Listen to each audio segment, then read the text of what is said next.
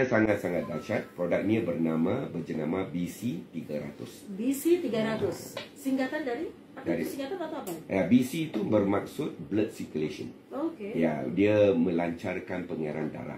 300 itu bermakna teknologi di generasi yang ketiga, third generation. So dia maksudnya BC300. Dia adalah sejenis krim badan. Ya, krim badan yang matlamat dia ada 6. Jadi matlamat yang pertama adalah untuk melancarkan pengedaran darah. Oke, yang paling utama BC singkatan dari blood circulation ya. Yeah. Jadi ini melancarkan peredaran darah. Betul. Karena memang itu sesuatu yang penting dalam tubuh manusia ya. Yes. Ya. Kenapa memulai dengan BC 300 ini, Pak? Ya, sebab kita punya badan kita pengedaran darah adalah satu perkara yang terpenting. Sebab pengedaran darah kita kalau tidak lancar, semua nutrisi yang kita makan, makanan pagi, siang, sore ke, apa-apa yang kita makan, termasuk food supplement yang kita makan, air yang kita minum, udara, oksigen, semuanya tidak bisa akan dihantar ke setiap sel dalam badan kita. Sebab daripada hujung rambut ke hujung kaki, kita ada kurang lebih 70 trillion sel. Dan sel kita akan ada energi bila mendapat segala nutrisi, air dan juga oksigen yang telah dihantar melalui pengedaran darah. Jadi pengedaran itu kalau tidak sampai ke mana-mana badan kita, maka sel kita tidak akan terima apa yang dikatakan oksigen dan juga nutrisi dan juga air. Jadi maka sel itu tidak berenergi. Bila sel itu tidak berenergi, maka badan kita pun tidak berenergi.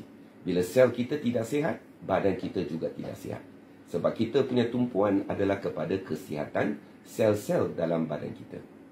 Kita benarkan sebab kita kena jaga apa ni yang katakan faedah para mitra supaya mereka bisa dapat keuntungan. Kalau ada yang jual memasarkan produk itu di social media atau online, maka peluang-peluang mereka sudah tidak ada. Jadi kita daripada aturan dasarnya untuk beri peluang kepada para mitra untuk dapat perniagaan, mendapat income. Kalau tidak, semua orang jual melalui itu cara social media, maka peluang-peluang mereka sudah tidak ada lagi untuk mencari pendapatan. Ya, sebab pertama sekali krim badan ini tidak perlu dimakan atau diminum sebab dia cuma dioles di luaran badan.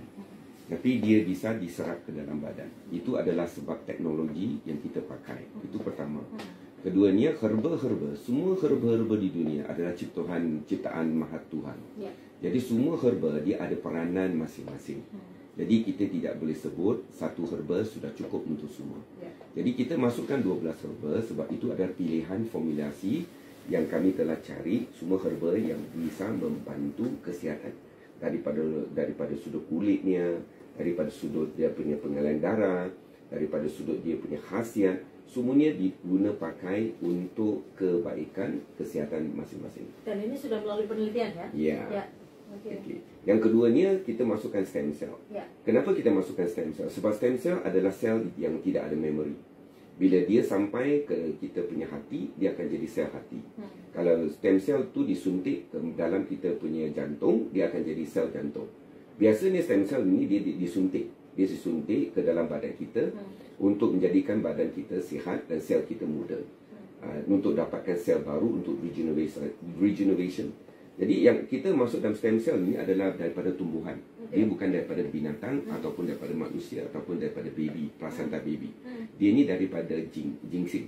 Ginseng ni dia adalah raja herba. Jadi bila kita oles di luarannya, pertama sekali kita punya badan akan membolehkan badan kita mencipta kolagen yang cukup. Sebab kolagen kita akan bertambah kurang selepas umur kita 21 tahun usia kita. Jadi bila kolagen bertambah kurang, kita bertambah tua. Kulit kita bertambah tidak begitu elok, ada kedutan di muka dan sebagainya. Jadi bila kita ada stem cell, dia jadikan kita muda dan sel baru akan dicipta dalam badan. Bila sel baru dicipta badan, kita punya sel adalah sel yang lebih sihat.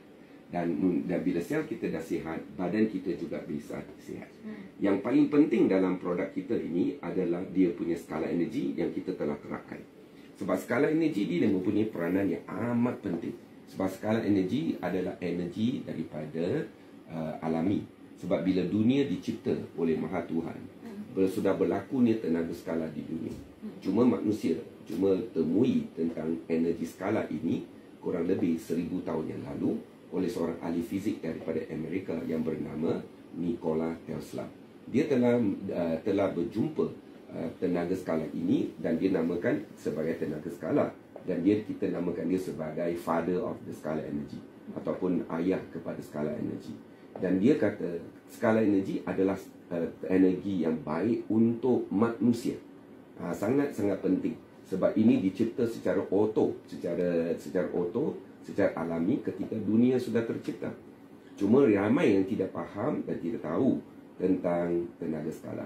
Jadi hari ini berita baiknya, tenaga skala ini kita sudah bisa terapkan ke dalam herba kita, dan bila kita oles di luaran badan kita bisa serap tenaga skala ini. Sebab tenaga skala ini boleh ditransfer dan daripada herba yang telah diterap akan ditransferkan ke dalam badan kita.